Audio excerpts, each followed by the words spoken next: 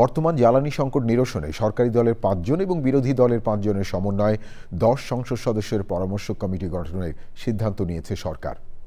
বিদ্যুৎ, জ্বালানি এবং খনিজ সম্পদ মন্ত্রী ইকবাল হাসান মাহমুদকে সভাপতি করে পরামর্শ কমিটির জন্য সরকারি দলের ৫ জনের নাম ঘোষণা করেন প্রধানমন্ত্রী তারেক রহমান। বিরোধী দলের পক্ষ থেকেও নাম ঘোষণা করা হয়। আরও জানাচ্ছেন চকর মালিথা।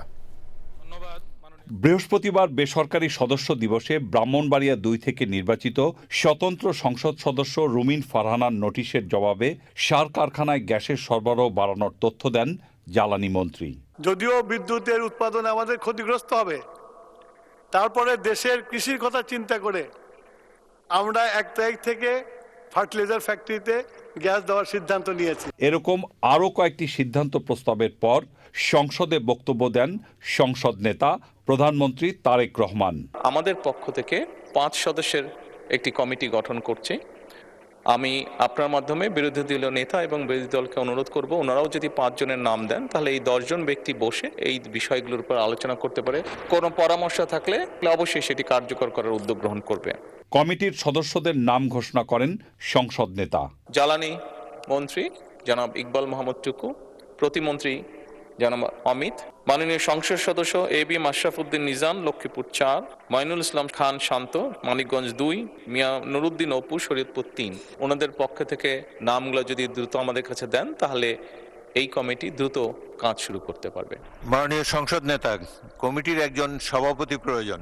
গৃহীত সুপারিশগুলো বাস্তবতার আলো দেখতে পারে, সেজন্য আমরা প্রস্তাব করছি জ্বালানি মন্ত্রী ইকবাল মোহাম্মদ টুকু ওনাকে এই কমিটির সভাপতি করা হোক। প্রধানমন্ত্রীর বক্তব্যের পর বিরোধী দলীয় নেতা সরকারি দলকে ধন্যবাদ জানান। মাননীয় প্রধানমন্ত্রীকেও ধন্যবাদ বিষয়টাকে ইতিবাচকভাবে নেওয়ার জন্য। আমরা আশা করি এই সংসদ জাতীয় সকল সমস্যা সমাধানের কেন্দ্রবিন্দু হবে ইনশাআল্লাহ, এবং আমরা মনে করি এই সংসদের জন্য এটি একটি নবযাত্রা। সরকার এবং বিরোধী দলের বক্তব্যের পর কথা বলেন স্পিকার। আপনাদের এই বক্তব্যের ফলে জনগণের মনে অনেক আশার সঞ্চার হয়েছে। সরকার এবং বিরোধী দল এইভাবে যদি সহযোগিতার মাধ্যমে অগ্রসর হয়, দেশের যে কোনো সমস্যার সমাধান করা সম্ভব। অধিবেশন শেষ হওয়ার একটু আগে পরামর্শ কমিটির জন্য নাম ঘোষণা করে বিরোধী দল।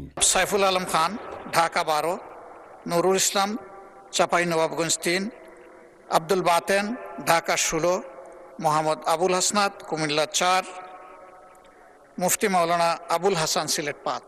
যদি ঢাকার অন্য অংশে ১ ঘন্টা থাকে, এখানেও ১ ঘন্টা যেন বিদ্যুৎ না থাকে।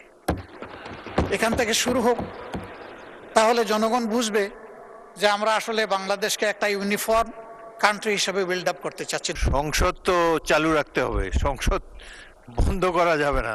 আমি সংসদ ভবন বলেছি, সংসদের অধিবেশন আমি বলি নাই।